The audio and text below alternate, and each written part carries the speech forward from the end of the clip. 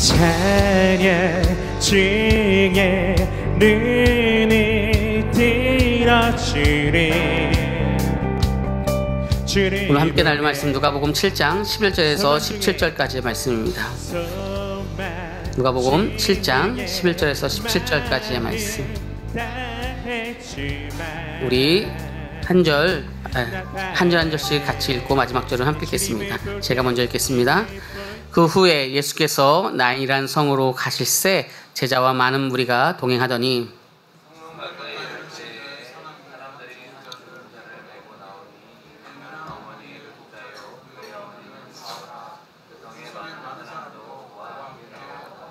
주께서 과부를 보시고 불쌍히 여기사 울지 말라 하시고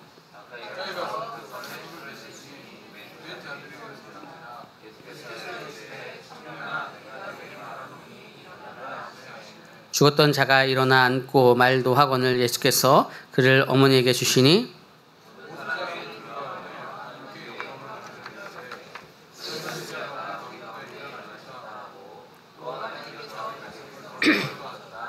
함께 읽겠습니다. 이스케레아 아멘. 어제 우리 아이들이 이제 다른 교회랑 같이 연합으로 성경학교를 했습니다. 항상 그런 생각을 하죠. 집에서 뭐 새는 바가지가 바깥에서도 똑같을 것 같다고 생각을 하지만 여러분들 전혀 아니었다라는 것을 제가 이제 얘기를 많이 들었습니다. 너무 놀랬다고. 우리 교회에서 가정에서도 굉장히 잘하지만 나갔는데 또 아이들과 다른 교회 아이들과 같이 연합으로 할 때 여러 가지 발표도 잘하고 또 찬양도 잘하고 예배도 잘 드리고 막 이런 무슨 부분들이 있었다라고 제가 많이 들었어요. 그래서 지금도 잘하지만 밖에서 더 잘한다는 걸 기억해 주시고 많이 격려와 또 응원 기도해 주시길 바랍니다. 그런 또 8월에 또 한 달이 되었으면 좋겠습니다. 우리는 누가복음의 말씀을 계속 보면서 이제 그 초점, 중심을 가장 잊지 않고 있어야 됩니다. 이제 어떻게 우리가 기억했냐면 특별히 복음서 중에서 마태복음 같은 경우는 이미 유대인들, 구약을 잘 아는 사람들에게 더 읽기 쉽게 그런 설명들이 있다라고 했습니다. 그래서 구약의 전통 그리고 구약의 말씀에 인용하는 내용들이 마태복음에 많고요.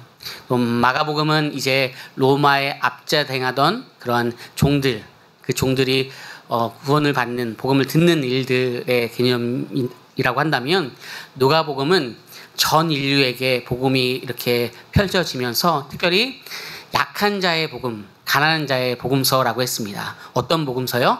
약한 자의 복음서, 가난한 자의 복음서라고 했습니다.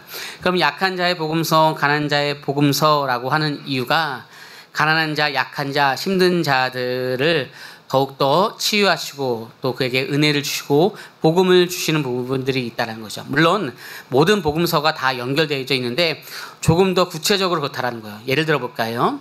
누가복음 4장에서 우리가 아는 것들처럼 가난한 자에게 억눌린 자에게 예수님께서 오셔서 다시 보게 하고 눈을 뜨게 하고 듣게 하고 그리고 그의 삶을 치유하시겠다라고 하는 것이 누가복음 4장에 주의 성령이 오시는 이유, 예수 그리스도가 오시는 이유라고 사장에 말씀하였고 우리가 산상수훈의 말씀이 마태복음에서는 5장부터 7장까지 많이 있지만 그것을 압축하여서 산상수훈이 누가복음 6장에 있다라는 거예요.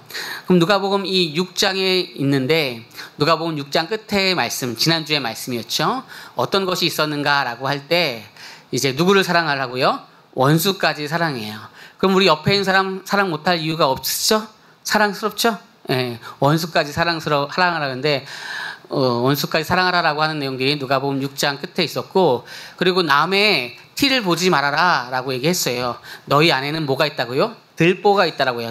큰 그러한 것이 있는데 다른 사람들의 잘못된 것을 지적하기보다 사랑으로 품고 나아가라 라고 얘기한다는 것이요. 그리고 말씀을 듣고 그냥 지나치는 것이 아니라 행하는 자가, 말씀을 행하는 자가 진짜 그 말씀을 존중하는 것이다. 그 말씀을 지키는 것이다. 라고 했다는 것이죠. 그러한 은혜가 우리 가정 가운데 우리 개인에게 있길 소망합니다. 그러면서 7장에 시작하면서 했었던 말씀이 무엇이냐면 첫 번째 시작하는 말씀이 이방인들에게 가서 백부장의 종을 치유하시는데 이방인이었어요. 그리고 이방인이고 군인이었죠. 예수님께서 치유하려고 했었는데 그때에 했었던 말씀이 무엇이냐면 말씀만 하옵소서, 내가 이것이 고쳐질 줄 압니다, 믿습니다라고 하는 거예요. 그러니까 이방인들이 그 말씀을 믿는다, 받아들인다라고 하는 그 행동을 보임으로 말미암아, 그럼 우리는 말씀을 더 잘 아는, 먼저 믿은 우리는 그 말씀에 어떻게 반응하려고 하는가라고 하는 생각을 해야 된다라고 하는 것이 지난주의 말씀이었습니다. 오늘 우리가 이렇게 이방인들도 예수님을 깜짝 놀라게 하는데, 또 우리의 고백, 우리의 가정, 우리가 속한 모든 공동체가 성숙된 신앙인으로서의 그 모습으로 예수님을 더욱더 기쁘게 하는 은혜가 있을 줄 믿습니다. 그런 말씀이 백부장 종의 치유이었고요. 이 모든 것은 예수님의 신적 권위를 강조하기 위한 것입니다. 예수님의 신적 권위를 강조하기 위한 본문이 오늘의 본문과 또 지난주의 본문인데, 오늘의 본문은 나인성 과부의 아들을 살리는 거예요. 말씀만으로서 살리는 것이에요. 누가복음에서 이 말씀만으로서 살리는 것이 7장의 초반, 그리고 오늘의 말씀 두 가지의 말씀밖에 없어요. 특히 또 마태, 마가, 누가 공간복음에서 죽은 자를 살리는 사건도 여기밖에 없다라는 거예요. 그러면 오늘 이 사건이 죽은 자를 살리는 것들도 특별하고, 그리고 말씀으로 살리는 사건들도 특별한데, 이 두 가지 사건을 더욱더 같은 곳에 이렇게 연결시킨다라고 하는 것은 하나님의 그 은혜로서 누가에게 주신 그 메시지가 있고, 그것을 누가가 잘 그 기도하면서 그 말씀으로 잘 정리한 것이죠. 그런 감동이 있었던 것이죠. 그럼 예수님의 신적 권위를 강조하는 것이 무엇이냐, 오늘 이것을 살펴볼 거예요. 오해가 있을 수 있어요. 우리가 신앙생활을 하다 보면 한쪽으로 치우치는 오해가 있을 수 있습니다. 여러분들은 어떠한 신앙의 오해가 있고 어떠한 신앙의 발전이 있습니까? 때로는 너무나 건조할 수가 있어요. 뭐 예수님이 그래 뭐 죽고 부활하시고 그 좋으셔. 내가 언젠간 또 죽으면 뭐 그런 구원을 받겠지. 그런데 오늘 나의 이 어려운 삶의 현장 가운데 주님이 오셔서 이 문제를 해결해 주지는 않으시잖아. 이 기적과 같이 이 변화시키는 그 일들이 오늘도 나의 삶에 일어나지는 않잖아라는 그런 때로는 건조한 신앙을 가질 수도 있습니다. 오늘의 말씀을 봐도 그래 오늘도 그러네, 과부의 아들이 살아났네, 이 나인성에서 있었구나, 청년아 일어나라 라고 했거든, 일어났구나, 죽은 자가 살아났습니다. 예. 기쁘나요? 그 목사님 기쁘죠. 죽은 자가 살아났는데 할렐루야, 네 기쁩니다. 뭔가 맞는 내용을 하지만 뜨겁고 그런 것이 아니라 죽은 자가 살아났어, 오늘도 찬양하면서 뜨겁게 나가겠지, 다음 주도 그럴 거야, 맞아, 다음 주는 또 누군가가 병든 자가 치유되겠지, 예, 할렐루야, 치유됩니다. 네, 뭔가 맞는 얘기를 하는 것 같은데 여기에 막 생명이 없어요. 그렇죠? 마치 어느 식당에서 누군가가 들어오면 뭔가 맛있게 하고 뭔가 대접하려고 하고 뭔가 준비하려고 하는 것보다 누가 한 명이 왔구나 라고 하는 것들이죠. 때로는 교회 봉사를 하면서 그런 부분들이 우리에게는 없죠. 그냥 시간이 가면서 하는 것이 아니라 어떻게 하면 더 은혜 가운데 나갈까 고민해야 되는데, 몸이 건조한 모습으로 나갈 수 있는 부분들이 있죠. 또 반대로 오히려 이런 말씀 가운데 그 기도하며 나가기보다 그냥 예수님께서 오시면 팍 기적을 일으키고 어떤 변화를 이뤄서 모든 것에 있어서 이런 신비한 기적, 이런 것들에 대한 것에 관심이 너무나 많아요. 말씀을 묵상하면서 이 말씀이 나의 마음과 나의 삶에 들어오셔서 말씀으로 이끌어 가시는 그분과 교제와 관계 속에서 이루어지기보다 한방 그냥 하나님께서 한방 해주면 그냥 우리 집이 그냥 달라질 수 있는데, 그냥 한방 뭐 하나 주시면 그냥 같이 사는 우리 가정의 누구가, 우리 또 가족이, 우리 자녀들이 달라질 수 있는데, 마치 연필 굴리기를 딱 해가지고 그날 엄청 잘 맞아서 그냥 갑자기 내가 반에서 32등 했는데 갑자기 그날 5등 했어요. 그러면 이것이 일반적인 걸로 알 수 있는 부분일까라고 생각한 적이 있어요. 제가 예전에 공부를 열심히 했는데, 여러분 다 알잖아요. 그렇죠? 공부를 제가 열심히 했는데 엄청 잘하진 않았어요. 근데 어느 날 아직도 기억이 나요. 수능을 보는데 수학을 봤는데, 제가 수학을 좋아하긴 했습니다. 수학을 봤는데 그때 그 모의고사 수학이 좀 잘 맞았어요. 그래가지고 등수를 또 봤는데 아, 되게 높은 거예요. 그래가지고 야, 이게 등수가 이렇게 높을 수가 있나, 수학 하나가. 그런데 이게 학교가 아니라 전국에 등수가 찍혔는데 전국의 등수도 굉장히 높은 거예요. 예. 전국에서 수학을 제가 몇백 등 한 거예요. 그래가지고 이럴 리가 없는데, 아니 우리 학교에서도 내가 몇백 등 하면 잘하는 건데 이럴 리가 없는데, 제가 한 8반까지 있었거든요. 그 당시엔 한 50명 정도씩 있었죠. 그래서 예, 반에서 그 전교에서도 제가 이렇게 등수인지 외국 그 전체 등수인지 헷갈릴 정도로 전국에서 잘했었어요. 그런데 제가 이것이 항상 이렇게 등수가 나올 거라 생각을 하지 않죠. 그러니까 그때부터 자극이 돼서 더 공부를 막 수학만 했던 것 같아요. 막 그래서 지금은 다 까먹었어요. 네, 근해 공식 이 정도 아는 것 같아요. 근데 그 당시에 그래서 즐거웠어요. 또 거기에는 좋은 점이 있어요. 좋은 선생님을 만나서 그 선생님을 만나니까 그분에게 칭찬받는 것들도 되게 좋았던 것 같아요. 그래서 내가 열심히 했던 것들이에요. 우리는 그렇게 내가 가지고 있는 실력이 변화도 있지만 때로는 좋은 누군가를 만나면 더욱더 열심히 하고 싶어져요. 뿐만 아니라 내가 나의 실력을 넘는 것을 경험하면 아, 또 더 열심히 해야지라고 하는 경우들도 있어요. 그런데 반대로 나의 경험이 어려운 일을 경험했어요. 어떤 사람이 볼 때 이렇게 하면 되잖아 라고 하는데, 나에게는 그게 너무나 어려운 경험을 하게 되면 거기서 못 넘어가는 경우들이 있어요. 그것을 이겨내고 승리 가운데 나가야 되는데 그 작은 경험이 한 걸음도 나가지 못하는 경우들이 우리에게 있어요. 그때마다 아, 난 안 돼 라고 하기보다 왜 이런 부분들이 있을까라고 생각하는 것이죠. 오늘 나인성 과부의 아들을 살리는 것들, 그리고 말씀을 살리는 것이 오늘 말씀 가운데 있지만 사실 굉장히 어려운 현실 가운데 있는 부분들이에요.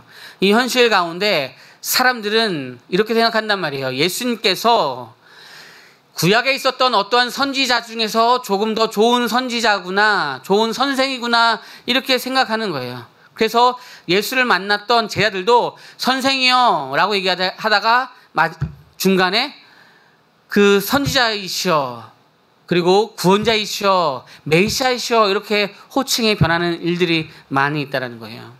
오늘 큰 선지자가 나왔습니다. 이 땅 가운데 큰 선지자가 나왔어요. 죽은 자를 살리는 그 일들 하는 큰 선지자가 있었습니다. 누가복음 7장 16절의 말씀인데요. 우리 같이 한번 읽어볼까요? 시작. 모든 사람이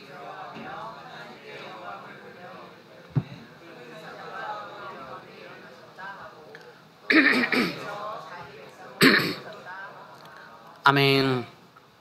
구약의 다른 선지자예요. 그냥 이전의 선지자 중에 조금 특별한 선지자가 아니라 완전히 다른 선지자예요. 완전히 다른 선지자. 큰 선지자라고 하는 큰은 조금 크다라고 하는 것이 아니라 절대적입니다. 히브리서에서도 제사장 할 때 이 대는 절대적이에요. 크다라고 할 때 큰은 절대적이에요. 그러니까는 조금 다른 것이 아니라 완벽하게 다른, 전혀 다른 선지자가 왔다. 그 큰 선지자가 하나님께서 자기 백성을 돌보시면서 온 세상을 품고 새롭게 하시는 그러한 선지자가 왔다라고 하는 것이 오늘의 말씀입니다. 그리고 이 말씀을 통하여서 구약의 어떠한 사건을 생각나게 하지만 구약의 사건과 완전히 다른 개념의 말씀이라고 하는 거예요.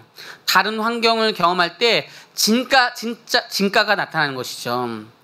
아까 오늘 서두에 얘기했듯이 크게 될 친구들이 많아요.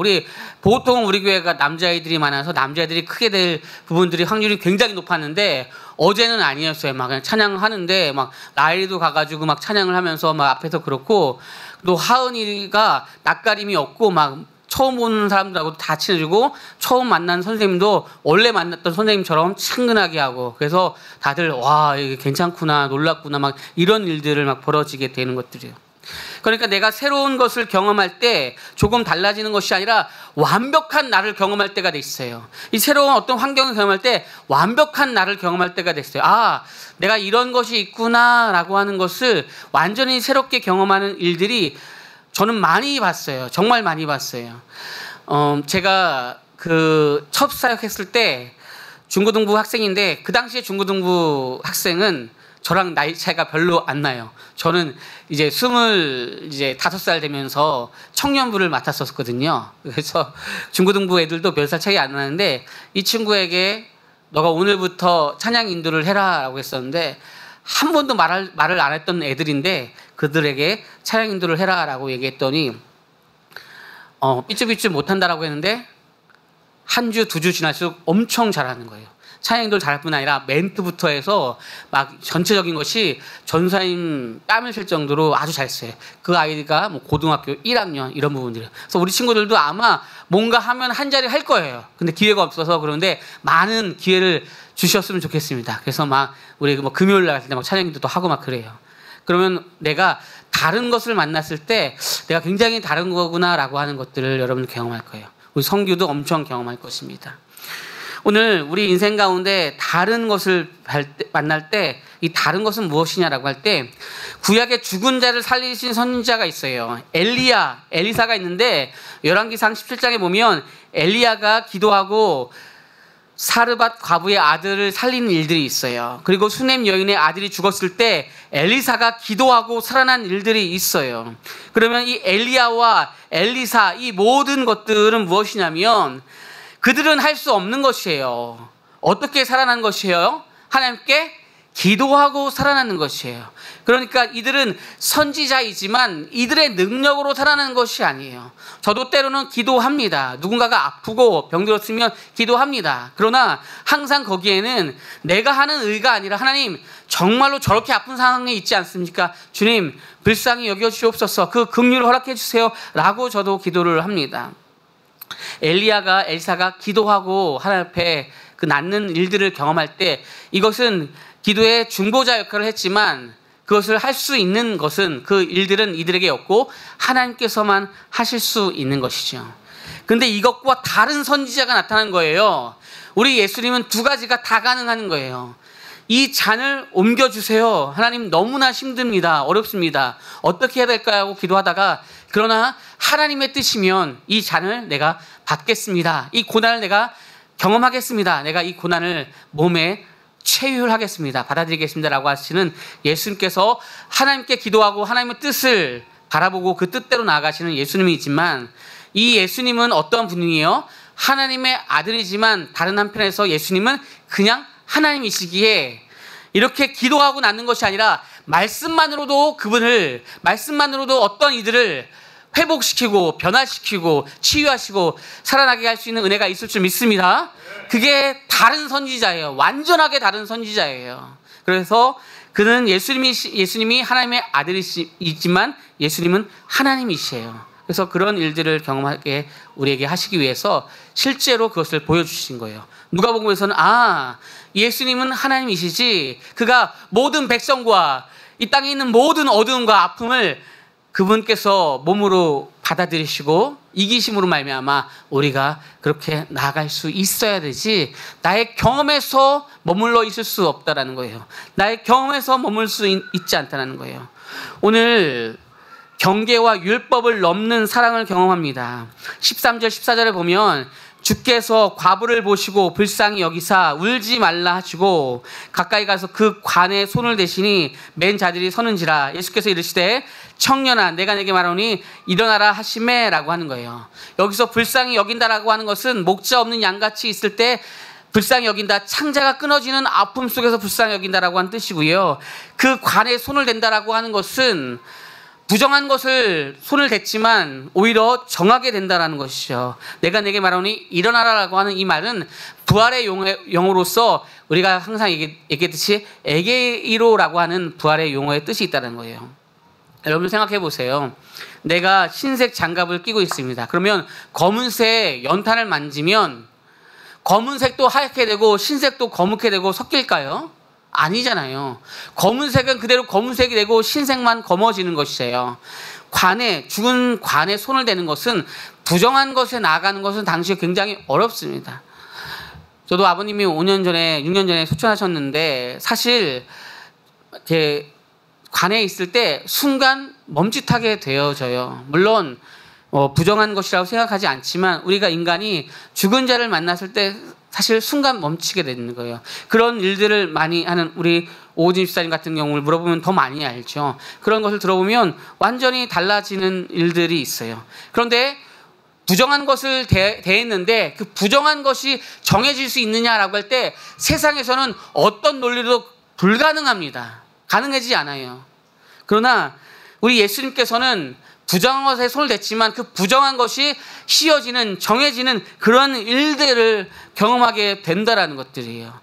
이 말은 어떤 개념이냐면 나의 경험으로서 될 수 없어요. 나는 항상 그런 시간들을 경험했고 나의 신앙으로서 그 한계를 넘어설 수 없어요. 그럴 수가 없습니다. 우리는 이미 10년, 20년, 30년 동안 내가 가지고 있는 한계를 정해놨기 때문이라는 거예요. 그 한계를 넘지 못해요. 저도 마찬가지예요.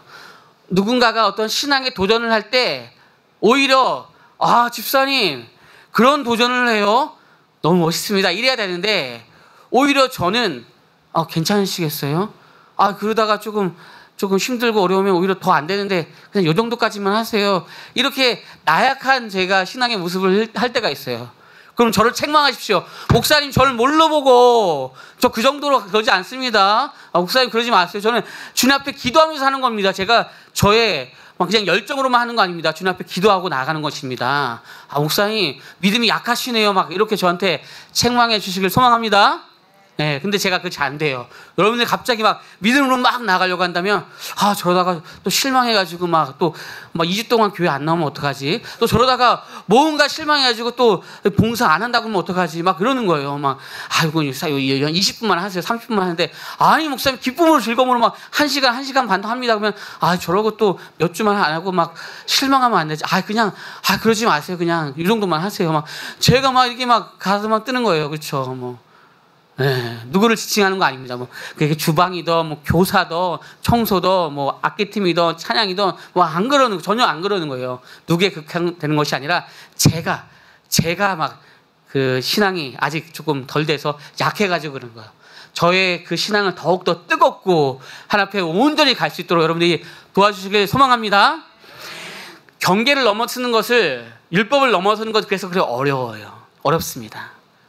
저는 하나님 앞에 저의 인생을 드리겠습니다라고 했지만 이게 여러분들과 함께 하면서 뭔가 할 때는 저도 또 어려워요. 그러면 주님께서 저한테 물어보겠죠. 너 왜 이렇게 믿음이 없어? 너 왜 이렇게 신앙이 없어? 너 이걸 돌파해야 되는데 하나님 제가 혼자면 하는데 저는 가정이 있잖아요. 아내가 있잖아요. 애들이 있잖아요. 저는 또 성도님이 있잖아. 그래서 안 돼요. 젊은 날에는 그냥 주님한테 모든 것을 다 드린 것에 있어서 하나도 아깝지 않았는데 주를 섬기는 것에 후회하지 않다고 오늘 찬양처럼 하는데 주를 섬기는 것에 조금은 후회하지만 그냥 이 정도 그냥 맞추죠. 막 이런 부분들이 저한테 막 스물스물 올라올 때가 많아요. 우리의 경험이 이상을 막지 않았으면 좋겠습니다. 우리의 경험이 하나님의 영광을 막지 않았으면 좋겠습니다. 우리의 경험이 하나님 앞에 나아가는 나를 제한시키지 않았으면 좋겠습니다. 오늘 저녁에 여러분들 기도해 주세요. 제가 외부에 가는데 설교하는데 사실 거기에 있는 전사님은 사실은 이전에 알던 그 전사님의 자녀인데 이제 30대의 중반이 넘어가는 것 같아요. 그런데 아이를 가졌었는데 식이병이 있어서 아이가 이제 유산이 됐어요. 근데 그 식이병이 우리가 일반적으로 들어보지 못하는 식이병이에요. 그러면 그냥 유산을 해도 어려운데 그런 병이 있으면 완쾌가 되었는데 5년이 정도 돼서 완쾌가 되었는데 또 아이를 갖는 것에 약간 두려움과 또 고민과 어려움이 있잖아요. 아무도 모릅니다. 여성의 그 마음은 어떻게 또 남성이 알겠습니까? 엄마의 마음을 누가 알겠습니까? 이것은 저도 많은 성도님들을 경험하고 그런 일들을 수많은 시간들을 경험하고 또 우리 가정에도 그런 시간이 있었지만 10분의 1, 100분의 1도 이해하지 못합니다. 그러나 같이 기도했죠.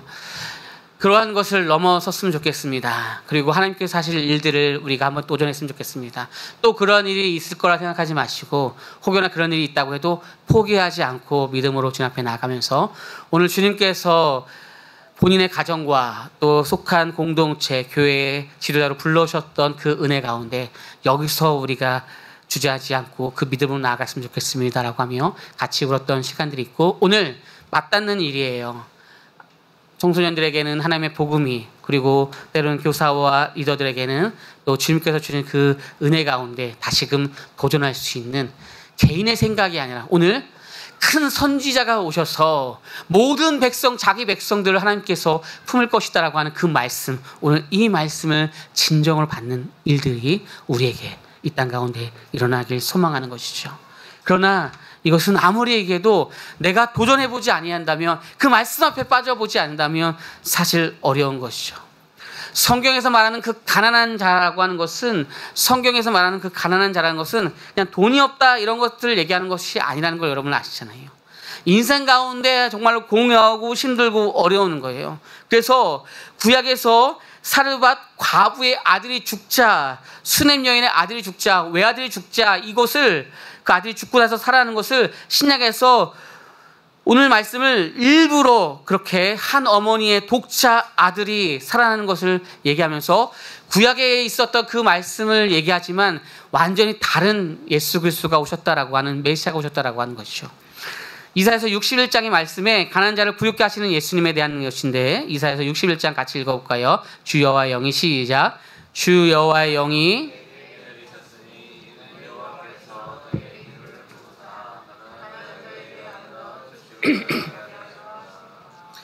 나를 보내사 마음이 상한 자를 고치며 포로된 자에게 자유를 갇힌 자에게 노임을 선포하며. 아멘.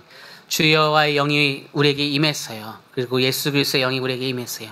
가난한 자에게, 억눌린 자에게 아름다운 소식들 전파하고, 예수 그리스도를 보내서 마음이 상한 자를 고치시고 포로된 자에게, 눈먼 자에게, 갇힌 자에게 새로운 것을 보게 하는 것들이에요. 제가 얼마나 마음이 약하냐면, 얼마나 새 가슴이냐면, 다음 주에 우리가 같이 이제 무명이라는 영화를 보게 되잖아요. 한 무명의 선교사님을 통하여서 어떻게 하나님의 복음이 전파되었는지, 그리고 우리는 어떻게 살아가야 될까라고 하는데, 우리 중고등부 아이들이 막 자원에서 막 보겠다라고 막 그런 분위기가 있는 것 같아요. 그거 제가, 중고등부 아이들이 그거 막 재밌고 막 이런 것들이 아니라 때로는 진중한데 괜찮겠냐고, 이 정도의 믿음밖에 안 돼요. 그렇죠? 우리 중고등부도 진지하고 이런 거 볼 수 있으시죠? 할렐루야? 맞죠? 그런데 제가 걱정하는 거예요. 막 보다가 막 뛰쳐나가면 어떨까? 이 정도여서 이렇게밖에 안 되는 거예요. 그렇죠? 여러분들 저를 더 밀어붙여야 돼요. 그래서 아니라는 거예요. 그렇죠? 진지하고 인생에 고민하는 거. 왜냐하면 그 역사 가운데 사실 독립운동하고 그 복음의 은혜 가운데 미국이나 외국에서 우리나라에 선교지로 오셨던 분들은 사실은요, 20살 막 이랬고, 때로는 고등학생 때 온 사람들도 많이 있어요. 여러분들 기억해 주셔서 그 가운데 있는 그 나이대가 사실은 우리 중고등학생 때 나이기 때문에 못할 것이 전혀 없습니다. 그러나 이렇게 때로는 리더로서 작은 별거 아닌 것에 대한 생각들을 많이 가지는 것들이죠. 우리의 마음이 정말로 부유케 되시는 은혜가 어떠한 작은 경험의 즐거움도 있지만 예수 그리스도가 나에게 오셔서 그 복음이 나에게 들어오심으로 말미암아 상황은 절망하고 어려울 수밖에 없지만 그 상황 가운데서 믿음으로, 또 기쁨으로, 감사로, 영광 가운데 나가는 우리 모두가 될 줄 믿습니다. 말씀을 정리하면서 그럼 전체적인 표를 보겠습니다. 가난한 자를 부유케 하시는 예수님이 누가복음 7장에 전체적으로 있어요. 첫 번째는 백부장의 종을 고치시는 사건, 이방인들에게 있었던 일이에요. 지난주의 말씀이죠. 오늘은 과부의 아들을 살린 사건이에요. 이것도 과부의 아들. 그리고 한 여자가 향유를 붓는 사건이 마태마가 누가에 다 나오지만 특별히 누가복음에서는 죄 많은 여인이라고 해서 일부러 그렇게 더 극적으로 불편하게 우리에게 표현하는 것 같아요. 그 가운데 다음 주에 있었던 볼 우리 말씀에 보면 세례 요한의 질문이 무엇이냐면, 예수님을 가장 잘 아는 세례 요한도 예수님을 봤을 때 헷갈리는 것이에요. 오시리가 당신입니까? 우리가 생각한 그 메시아가 당신입니까? 라고 하는, 이렇게 얘기하는 것이죠. 예수님께서 오셔서 정치적으로 모든 것을 통합하고 이루고 나의 삶의 어려운 것들, 문제들을 다 해결해 주시면 좋은데, 이 예수님께서 오셔서 하신 일들이 이방인들에게 구원을, 그 복음을 선포하시는 거예요.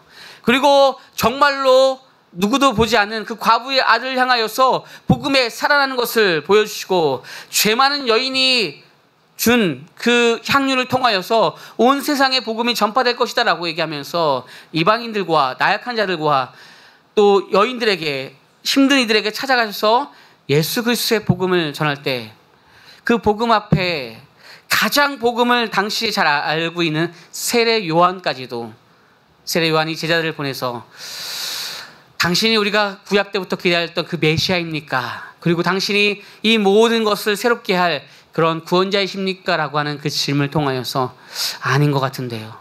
오늘 우리의 삶의 문제 앞에 당신은 힘이 없는 것 같은데요. 당신은 정치적으로 모든 것을 그렇게 하나하게 되게 하고 큰 어떠한 업적을 이루는 분이 아니라 지금 너무나 보잘것없는 것, 너무나 의미 없는 곳에 시간을 쓰는 것 같은데요. 그래서 뭔가 변하겠습니까? 우리가 살고 있는 그 인생 가운데 새로운 것이 있겠습니까? 죽어서 천국 가는 건 모르겠지만 지금 있습니까? 라고 하는 그러한 어떠한 생각들을 얘기할 수밖에 없는 것이죠. 말씀을 마칩니다. 우리에게 예수님은 어떠한 분입니까? 우리에게 예수는 어떠한 분입니까? 이것은 끝까지 하는 질문들이고 이 질문을 통과한 이들마다 이 질문 앞에 선 이들마다 하나님, 나의 아픔과 나의 어려움과 나의 상황과 상관없이 주님은 선하시고 내가 주님의 그 선하심 앞에 내가 사용될 수 있는 그 한 가지만으로 저는 너무나 영광스럽습니다 라고 하는 것이죠. 그래서 우리의 모든 그 힘듦과 어려움을 이기시고 부활하신 주님께서 오늘 이 자리도 그렇게 역사하실 때 온전히 기쁨과 감사로 나가는 우리 모두가 되길 소망합니다.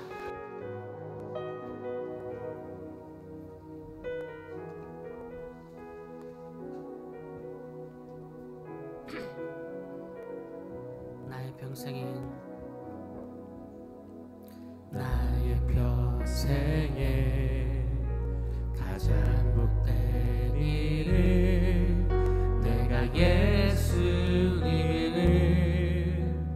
만난 것이라. 나의 평생에 가장 잘한 일은 내가 예수님을 주로 섬기고 세상 살 동안 내가 걷는 길이 동안 내가 걷는 길이 때론 험하여서 넘어질 때도 주의 강한 손이 나를 붙드시니 나는 예수님만 주로 섬기며 주를 섬기는 것에 후회가 없습니다. 내가 걸어온 모든 시간 다 주의 은혜니 내가 걸어갈 모든 날도 주만 섬기며 살리 오직 예수 이름 부르며 나는 주를 섬기는 것에 우리 함께 올려서 고백하겠습니다. 나는 주를 섬기는 것에 후회가 없습니다. 내가 걸어온 모든 시간 다 주의 은혜니 내가 걸어갈 모든 날도 주만 섬기며 살리 오직 예수 이름 부르며 살아가. 나는 주를 섬기는 것을 나는 주를 섬기는 것에 후회가 없습니다. 내가 걸어온 모든 시간 다 주의 은혜니 내가 걸어갈 모든 날도 주만 섬기며 살리 오직 예수 이름 부르며 살아가. 이것이 나의 간증이요 이것이 나의 간증이요 이것이 나의 찬송일세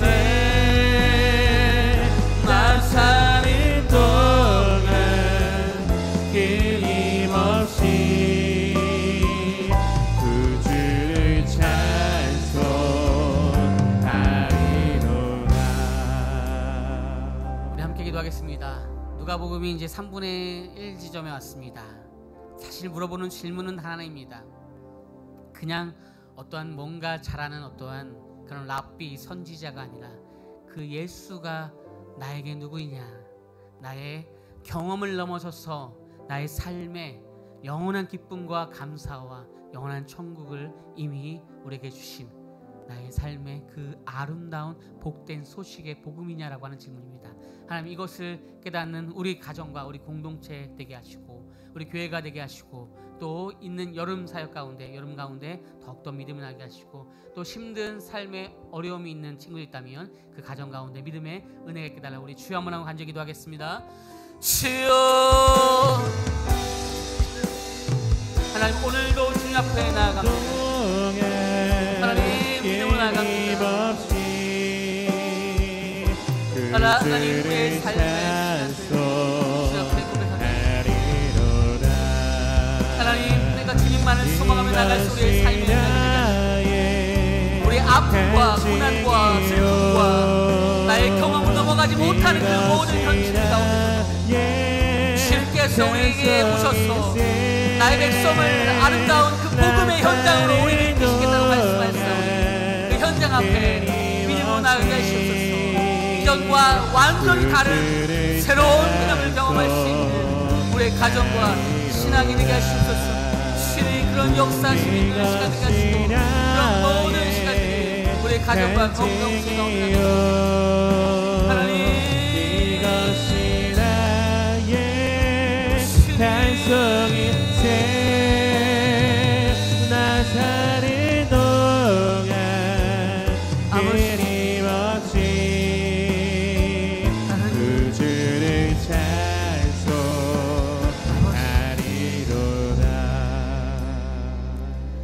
사랑해 주님 감사합니다. 하나님, 부족한 종은 너무나 약해서 하나님의 그 영광 앞에 서는 것이 때로는 두렵고 어려울 때가 있습니다. 하나님, 더 봉사하지 않았으면 좋겠고 더 헌신하지 않았으면 좋겠고 더 도전하지 않았으면 좋겠고 더 한 발자국 나아가지 않았으면 좋겠다라는 생각을 많이 할 때가 있습니다.